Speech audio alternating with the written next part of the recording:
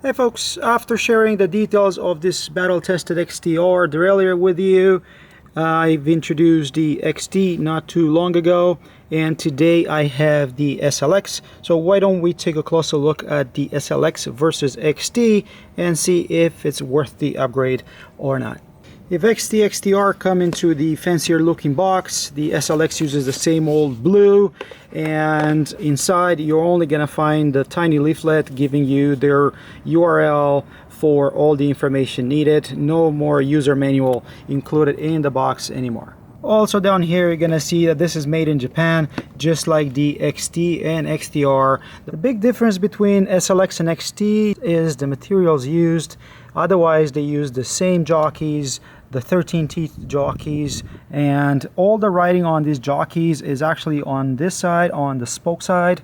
So you're gonna have the guide pulley identified clearly here and here, and also this is the tension pulley. On this SLX you have bushings, and on the XT and XTR you're gonna have bearings.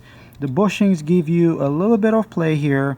This is only about less than 2 millimeters, I would say. You have a tiny bit of play on the XT as well. Also down here you're gonna see the product identifier for the SLX, and down here you're gonna see Japan SGS, or long cage derailleur. That's what Shimano uses for their 12-speed drivetrains. Just like in the past, SLX loses the ability to adjust the clutch externally, and it can be activated using the same lever that we have on the XT and XTR, but aside from that it's exactly the same mechanism inside that little cover. Just like the XT and XTR, the cage will look bent and twisted, but instead of straightening it, take a look at my video explaining you why that is. Also, you have a line here showing you what to align with your biggest cog as a B-gap fine-tuning.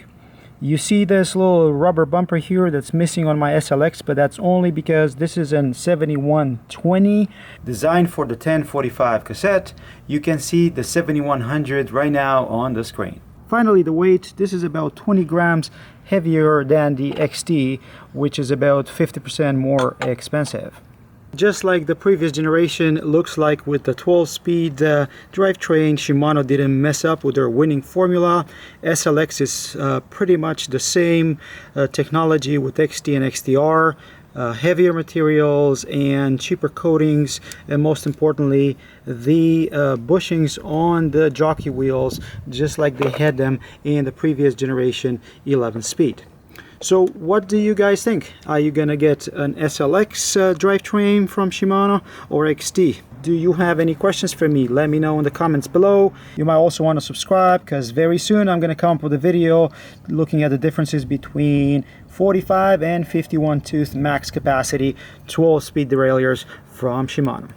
And that's it for today, guys. See you soon. Cheers.